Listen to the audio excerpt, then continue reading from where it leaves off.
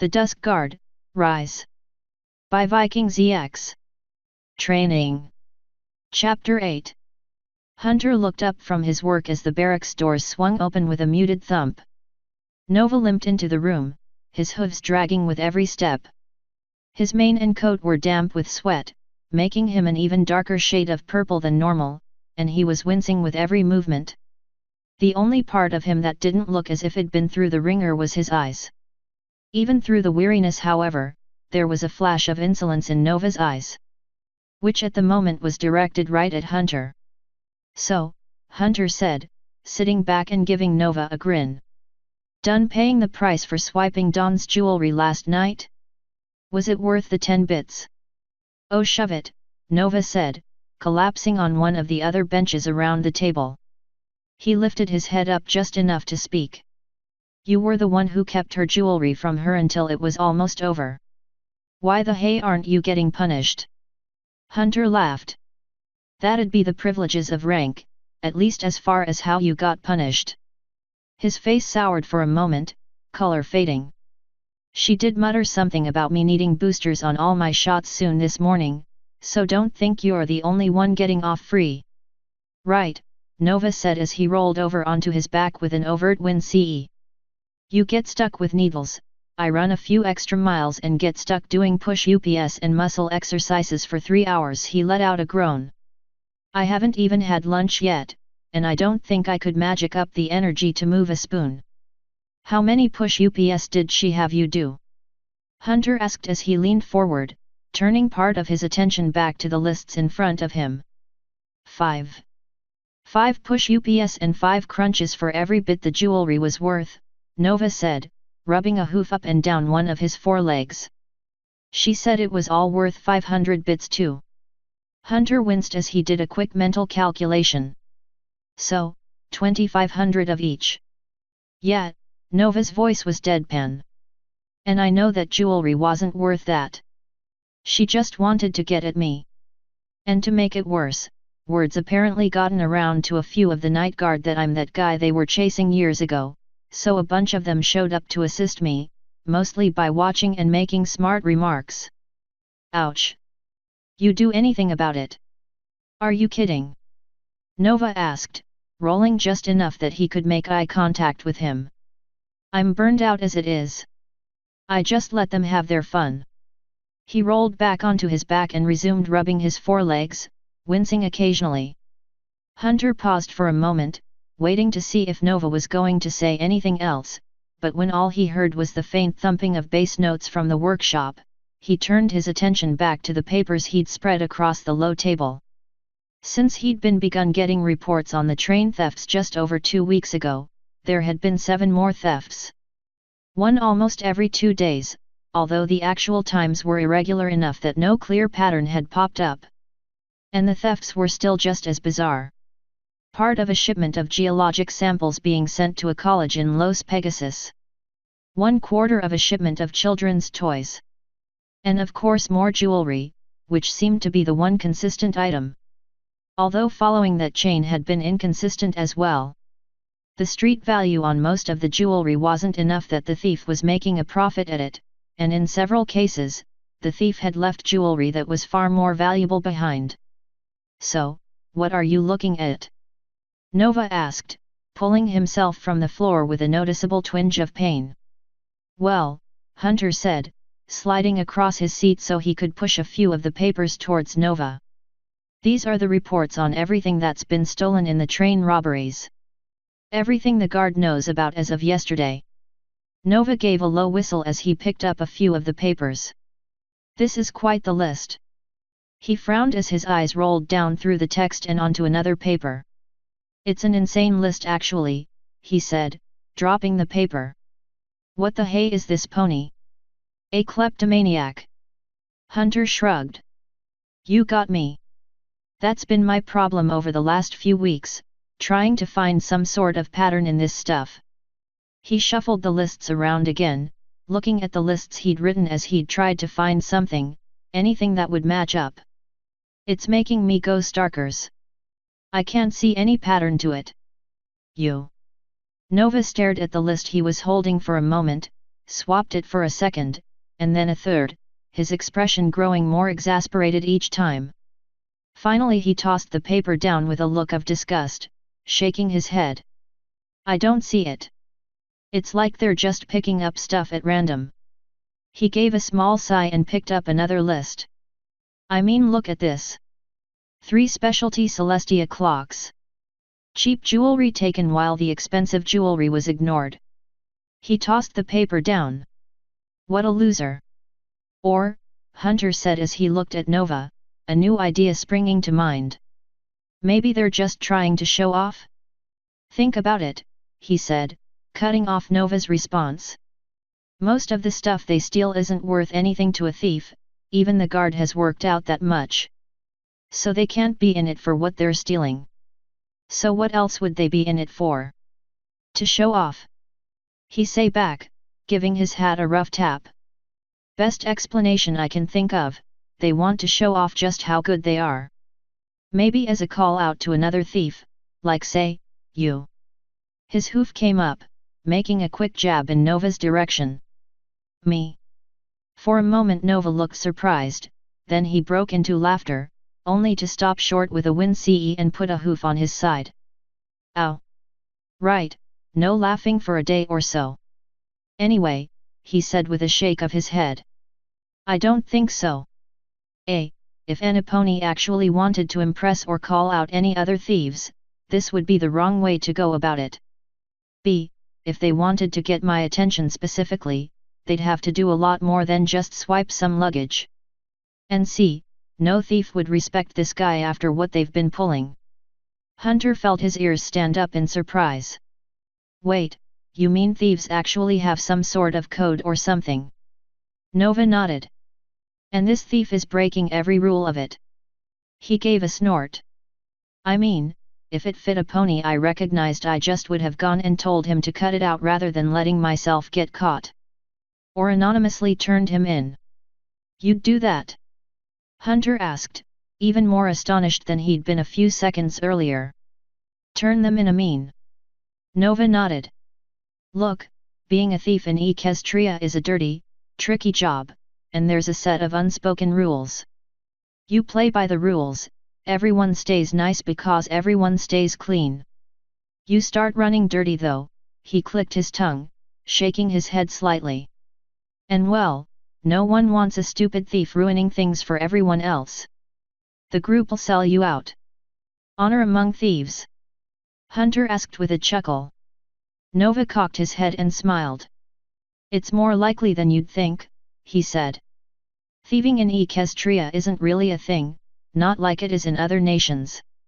We looked out for each other, in our own odd way. But not enough that they'd come forward if you got blamed for the train robberies. Hunter asked. Yet, well, now that I'm actually seeing what's stolen, it seems a little harder to believe they'd come after me, but no, Nova said, his ears drooping. They wouldn't have. When you're a thief, it's about you and no one else. A strange sort of honor, one without friendship, came Steele's voice as the massive earth pony stepped out of his office and began to descend the stairs, a small pair of saddlebags on his back. Nova's brow wrinkled, and for a moment Hunter worried that he might have seen Steele's appearance as invasive, but then Nova spoke up and dispelled his doubt. Well, it's not exactly the greatest career choice. But I can't blame them for it. Nova looked down at the table. It was an unspoken rule that you didn't stick your neck out for Aniponi, and you didn't sell out Aniponi if you got caught. Well, Steele said as he made his way down the stairs. If you ask me, that sounds like a dubious kind of honor. Honor it might be in part, but it's not real honor. You ask me, he said, stopping by the table and looking down at the notes. Real honor is different. If there's one thing I can say for certain, Nova, he said, looking the still shaky Colt right in the eyes. Myself? And this team? We'll stand by you when you need us to. That's real honor. For a moment Nova looked confused, as if he didn't know how to react. Then a smile began to cross his face, although his ears were still down. Thanks? I guess. He gave Steele an apologetic look. Sorry, I'm not really sure how to respond to that. To Hunter's surprise, Steele smiled. Just promise us you'll stand by us as well, and that's all I need. He turned to Hunter before Nova could respond. Any luck with this? He asked, tapping the lists. Hunter shook his head. No. It's still a total mess. I can't even make sense of it, Nova added. Whoever this pony is, they look like a completely insane klepto. Hunter nodded in agreement. I'm with Nova, this pony's starkers. Steele sighed. All right, well, keep at it. Who knows, maybe you'll see something. Also, Hunter, are you going to bring up the other theft? Hunter nodded. Actually I was, but I'll do that in my office. Take mine, Steele said. It's soundproofed, and I'm going to be out for the next half hour anyway. Princess Celestia wants to see me, so you're in command until I get back. All right then boss, Hunter said. But I may pass that over to Dawn, remember. Steele's brow dropped for a moment, then he brightened. Oh, right, you did have that lunch leave. Lunch with Thistle, Hunter said, grinning at his commander and puffing his chest out. Right, what are you looking for, a medal? Steele asked, rolling his eyes but offering a rare smile. I'll see you both later. Right, boss, Hunter said, tossing him a quick salute. Nova followed suit moments later, although his own salute was a bit more shaky and broken by a momentary wind-ce. So, Nova said, as soon as Steele had walked out. What's this other theft? Come this way, Hunter said, picking up the one folder on the desk that was still closed and heading for Steele's office, and I'll tell you. Asterisk. Captain Song, how nice to see you. Princess Celestia's warm voice reached his ears as the door to her office swung open. The princess was sitting behind her desk, papers floating in front of her. As usual, she looked the very picture of regality. Her office was much the same as the last time he had seen it. Her pet phoenix was napping in a corner, the shelves were still full of various apparatuses, and the reds and gold color scheme still dominated his vision. Please, sit down, Celestia said, indicating one of the chairs that was sitting in front of the desk. One of the seats in front of her desk was already occupied by a fuchsia earth pony mare with a soft green carefully permed mane. She was wearing a small pair of glasses and a business vest, and her straight sitting position said to Steele that she was either important, or thought she was in some capacity. Her cutie mark was a cracked rock with crystals on the inside. It took Steele a moment to remember that it was called a geode with a hammer hanging over it. Always an honor to meet with you again, Princess Celestia, Steele said, offering a bow in the princess's direction before seating himself. Captain Song, she said, gesturing with a hoof towards the mare sitting next to him. This is Amethyst Star, head of the Equestrian Geological Department here in Canterlot. Amethyst, this is Captain Steele Song of the Dusk Guard. Nice to meet you, Steele said, offering his hoof to the mare. She nodded, a short, polite thing that spoke of an insistent nature. Or, he thought. Maybe she's just nervous about being in the presence of the princess. Captain, the princess continued. I've asked her to meet with you today because of your unusual request for access to crystal supplies. I don't think we need to specify the reasons that you need such crystal, Celestia said in clear tone that said that's a secret. But, Celestia continued, your needing access to such crystal stores coincides wonderfully with the geological department's renewed interest in the crystal caverns beneath Canterlot. She paused, as if waiting for one of them to speak. Amethyst broke the silence. Well, yes, what the princess said, Amethyst said. Her words sounded stilted, as if her mind had ran on ahead and left her voice behind. She gave her head a quick shake, shutting her eyes, and when she opened them again, it looked like everything was back on track.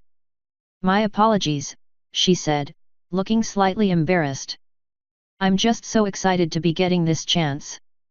The crystal caverns underneath Canterlot Mountain have been off limits for hundreds of years. We've been allowing the crystals to reform themselves naturally, you see. Steel nodded. It was earth magic. He understood that. Well, Amethyst said, on a roll now. After the events that took place during the Changeling attack, we learned that not only had Princess Cadenza been sealed in the caverns, but one of the elements of harmony as well. Naturally, those caverns have been off limits for hundreds of years, so learning that powerful magics have recently been unleashed there was quite alarming to our department. If their growth has been damaged, the eventual result, untreated, could damage an entire crop of crystals. She looked back to Celestia. The department has requested that they be allowed back into the sealed-off crystal caverns in order to inspect the crystal growths for damage, Princess Celestia said, continuing the explanation. Since Twilight Sparkle indicated that some of the crystals may have matured early, it may be possible for the Dusk Guard to accompany the Geological Department's investigation of the caverns and select a few large growths of matured crystal, which will be sold at the equitable wholesale price. In addition, Amethyst said with an excited lilt to her voice, it will give our department a valuable chance to perform some studies of varying crystal growth rates in the caverns. In the past the caverns have been sealed for centuries between openings. We weren't due to open them for at least another 200 years. But with what we've recently learned, we may be able to open them more often. Simply put, Princess Celestia said, giving Steel another one of her soft smiles. All you need to do is send that young engineer of yours and a few ponies to help collect what crystals she needs, and in return the Geological Department is given the chance of a lifetime. So, what do you say? Amethyst asked. Are you in? Steel's grin was the only answer she needed. Asterisk asterisk asterisk. Ah, horse apples, Hunter said as his eyes caught the time. What is it? Thistle asked, her eyes following his to the large clock overlooking the plaza. Oh drat, she said, coming to a stop and putting an exaggerated frown on her face. Time already? Hunter nodded. Yeah, I've got an appointment I've got to go keep, then it's back to staring at paperwork for a few hours. Ugh, Thistle said, rolling her pink eyes. Paperwork. I'm glad I don't have to deal with much of it in shipping. Really? Hunter asked, taking a final lick at what was left of his ice cream cone, leaving a delicious if somewhat soggy cone behind. He gave it a quick bite, the sugary substance parting with just a faint crunch as it vanished. Really? Thistle said, giving him a smile. My boss handles most of the paperwork. I just sign off on things. Most of my work comes in with these. She spread her wings wide, fluffing the feathers and sending a light breeze across Hunter. Anyway, you'd better get going if you want to make your appointment. What is it anyway? Oh, nothing much. Just checking on something down at the Canterlot Museum. Security stuff, they asked us to look into it. Uh-huh, she said, with a small smirk. Hunter hoped it meant she knew there was more to what he'd said than he was telling, but then again, it could have meant anything. The pair stood for a moment looking at each other, ponies flowing around them. Well, it was fun, Hunter said at last, breaking the silence. But I've got to get going. Yeah, I know. You said that already. Thistle said, smiling and popping the last of her cone into her mouth with a crunch. And you're right, it was fun. We should do this again sometime. Yeah, we should, Hunter said, giving her a tip of his hat. Well, until next time. I'll catch you when I can end. He took a quick look at the clock. I've got to fly. He unfurled his wings, striking a dramatic pose and leaping into the air with a quick barrel roll that luckily enough, didn't unseat his hat.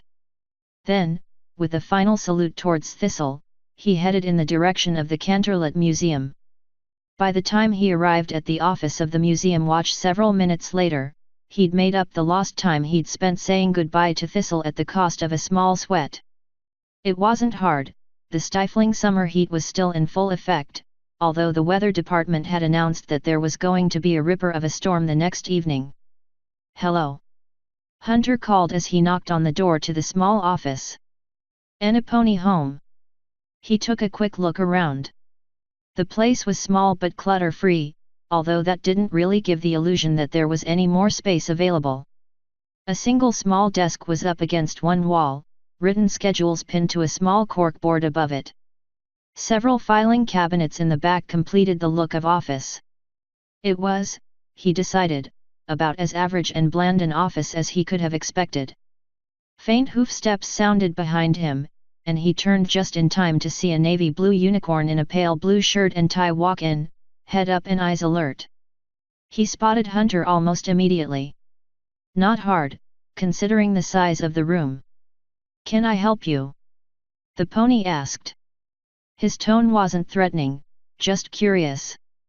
"Are you looking for some pony? Are you one of the night watch?" Hunter asked. The unicorn nodded.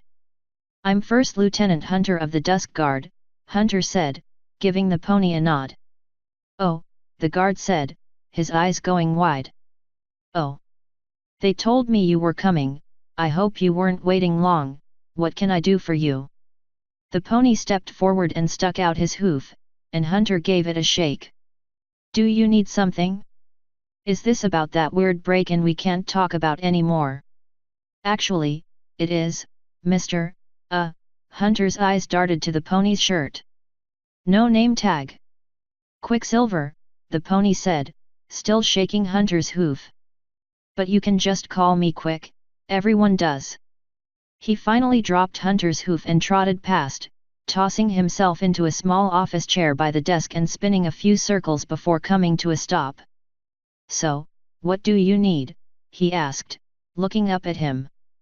"I wanted to take a look at your copy of the report made by the professor who discovered the break-in last week," Hunter said, watching as Quick gave himself another quick spin in the chair. "Oh, yeah. I wasn't on duty that night, but I remember hearing about it," Quick said, hopping from the chair and pulling one of the filing cabinet drawers open. "Poor guy thought he was going to be devoured by bone monsters or something." He laughed. "Bone monsters?" Hunter asked. "Why would he think that?" The guard shrugged as he pulled a piece of paper from the cabinet and slid the drawer shut. "Eats me," he said, his mouth muffled by the piece of paper he was holding in his teeth. "He works in TE Bone Department." He spat the paper out onto the desk. "So I guess it gets to you after a while. Still, I guess the guy's lucky. I saw the number done on those doors," he said with a shake of his head. "They're still fixing up the damage. Anyway, this is the incident report, knock yourself out." He paused. "Any particular reason you wanted to see it?" "Nothing specific," Hunter said, putting his hooves up on the desk and skimming over the report. "It's just that the report I saw was a condensed version of this, and I wanted to make sure that." He paused as his eyes ran over a single line of text. "Hello, what have we here?" "What?" Quick asked, peering over his shoulder. "You find something?" "I think so," Hunter said, a satisfied smile on his face. "Can I get a copy of this report?" "Yeah, 1 second," the watch pony grabbed the paper and headed for the door. "Just wait here," he said as he trotted out of the office, the sound of his hoof steps fading as he raced down the hall. Hunter leaned back against the desk. It wasn't a major clue, but it was the first thing he'd found so far, and that was something. Asterisk asterisk asterisk. "Wait, you're sure?" Steele asked. Hunter nodded. "I was up late last night checking over everything I've got. It matches up. Whoever is pulling the train robberies has to be connected to the whoever stole those keys Princess Luna is looking for." "And you're sure about this?" Steele asked him, one eyebrow raised. "And how did the Royal Guard not pick up on this?" "Just because the lights went out on both witnesses." "It's not just that, boss," Hunter said, shaking his head. "It's how they went out. In both cases the lights worked just a few minutes later. They're magi lights, like the ones above us right now. He gestured up at the soft overhead lights. They don't go out unless they burn out or the power's cut. And Palia clearly mentions that the light switch wasn't working. Okay, so whoever did either job cut the power. Hunter shook his head. Not that simple, I asked Nova about it. The only way to get lights like these, he jabbed a hoof at the ceiling, to go out is to suck the magic out of them. Steel gave him a blank stare and he shook his head in response. I can't even get into the technical details of it, so don't ask. Skybolt might know. But it's not easy. Something about frequencies and tones. Point is, it takes enough technical knowledge and skill that it isn't really worth it. It's not something you can just do with a spell, it takes equipment. Steel sat for a moment in silence. All right, he said at last. I'm with you. It's something. But you said that it has to be a group. Hunter nodded. Got a fresh stack of reports from the Royal Guard this morning. Not only are the train robberies still taking place, but there was one the same night as the museum theft. Same tech, same MO, I assume. Steele nodded, looking down at his desk as if giving his explanation some thought. All right. So say they are connected, does that give us anything new to follow? Hunter raised both hooves. I'm not entirely sure. It means I can add the keys they stole to the lists of everything else that's vanished, but outside of that, I'm still not sure what they're looking for. Even if the guard are sure there's something there. What makes you think they're so sure of that? Steele asked, taking a sip from a glass of water that was sitting on his desk.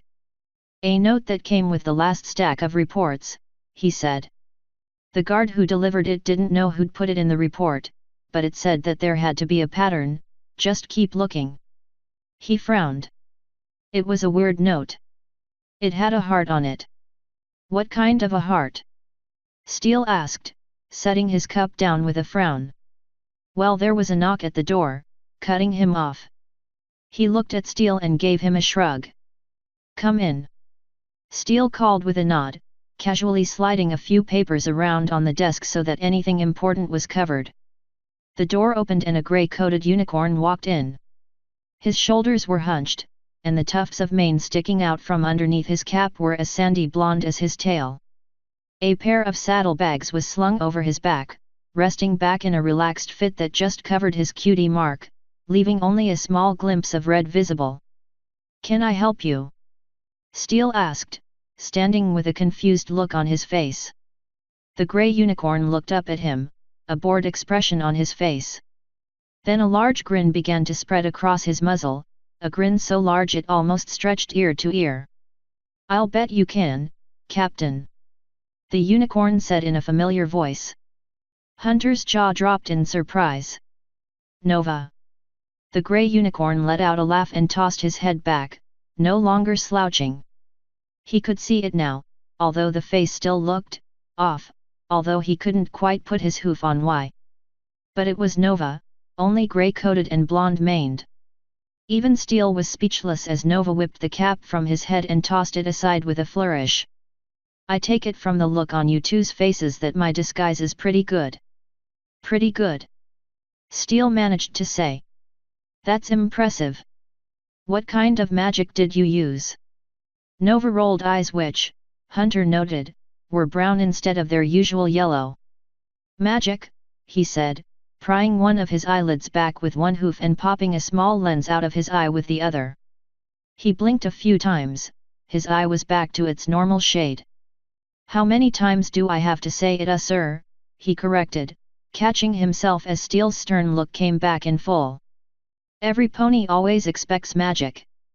The other contact came out, leaving Nova blinking through normal eyes again. So you don't use it? So what is it? Steele asked. Really good dye. Nova nodded and tapped his side with one hoof. Yep. High quality stuff. It'll wash right out with the right cleaner though. Costs a bundle. He shook his mane, returning it to its usual style if not color. As for the cutie mark, well, you can't really cover that with dye for long, so I do something else. He tapped the loosely secured saddlebags laying across his flank. See these saddlebags? He asked, looking at both of them. Hunter gave a nod. Nova threw his rear legs up, standing on his front hooves. Rather than falling, the bags stayed exactly where they were. Special design, he said with a smug look once he'd dropped to all fours once more. It only looks like it's relaxed. It'll cover my cutie mark all day if I need it to. Plus, the little bit of red dye there makes every pony think of something completely different if they're asked to.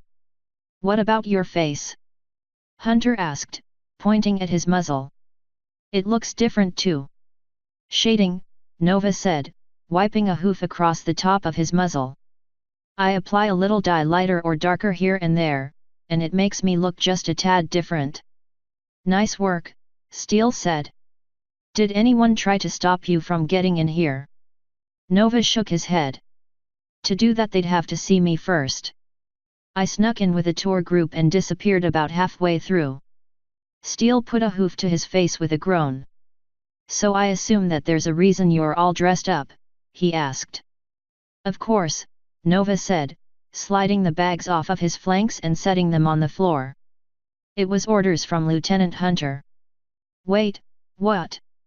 Hunter sat up, giving Nova a confused look. When did I? When you asked me to get in touch with some old contacts. Nova said, unzipping the bag. I didn't exactly want them to know who I was, so, he waved a hoof at his body. Anyway, he said, putting a hoof inside his saddlebags, it wasn't for nothing either. Take a look at this. Hunter's jaw dropped a second time as Nova pulled his hoof out of the bag, revealing a triangular chunk of faintly glowing crystal. Is that? Yeah, Nova said. I think it is, anyway. One of the key pieces you were looking for. Hunter gaped at the glowing piece of crystal. Princess Luna's drawings hadn't done it justice. It was clear around the edges, almost as if the entire piece was made of clear glass, but its core pulsed and throbbed with some sort of inner light, a blue shimmer that forked and darted out from the center, brilliant and vivid in some places, so dark in others it was almost black. It was twisting and pulsing as he watched it, making it look as if blue lightning had been contained inside the clear gem. Unless I miss my guess, Nova said. It's some kind of black opal. But there's a lot of magic in it. Here, catch. He tossed the gem in Hunter, who grabbed at it. Nova! Steele yelled as Hunter almost dropped the pulsing gem. What if he'd dropped it? Relax, Captain, the temporarily grey-coated unicorn said. That thing's hard as diamond. Dropping it isn't going to break it. Now that he was holding it, Hunter could feel the magic in it making his hooves tingle. Wow, he said, setting the gem on the desk. That tingles. Frowning, Steele put out a hoof and rested it on top of the pulsing blue piece. His eyebrows went up, but he said nothing. So how did you find it? Hunter asked, turning back to Nova. Just checked the most likely shop to be dealing in goods like these, Nova said, twisting his head, his neck popping. Shopkeeper had already sold the other two pieces though.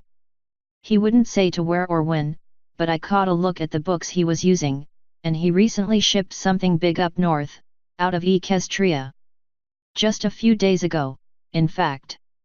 North a few days ago? Hunter asked, surprised. What was in the far north aside from the unclaimed territories around the ocean of endless ice?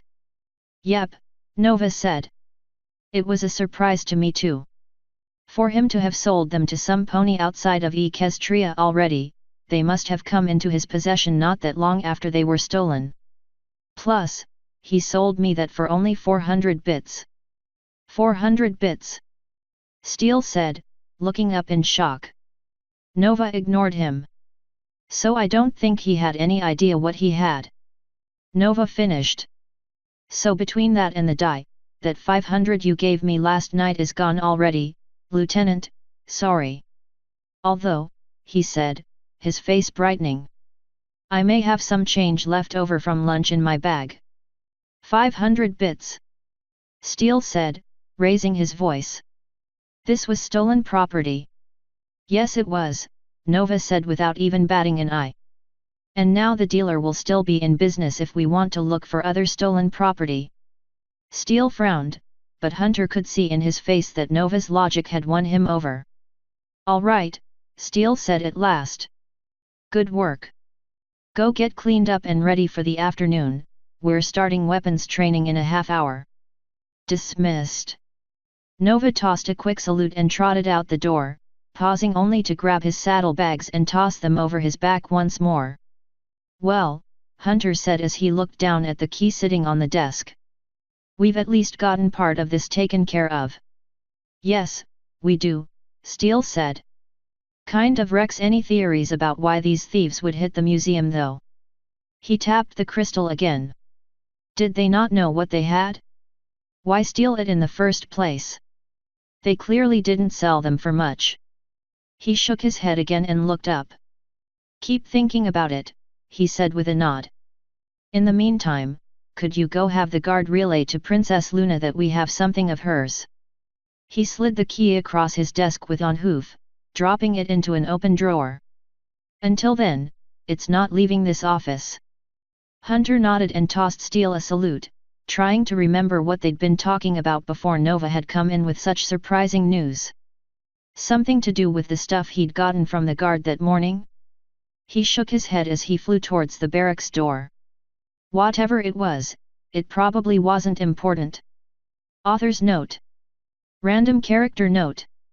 For those who are curious, Amethyst's cutie mark isn't for her skill in geology. In fact, it only looks like that because she enjoys geology. Her actual talent is looking past the surface to find something, or something's, true worth and value.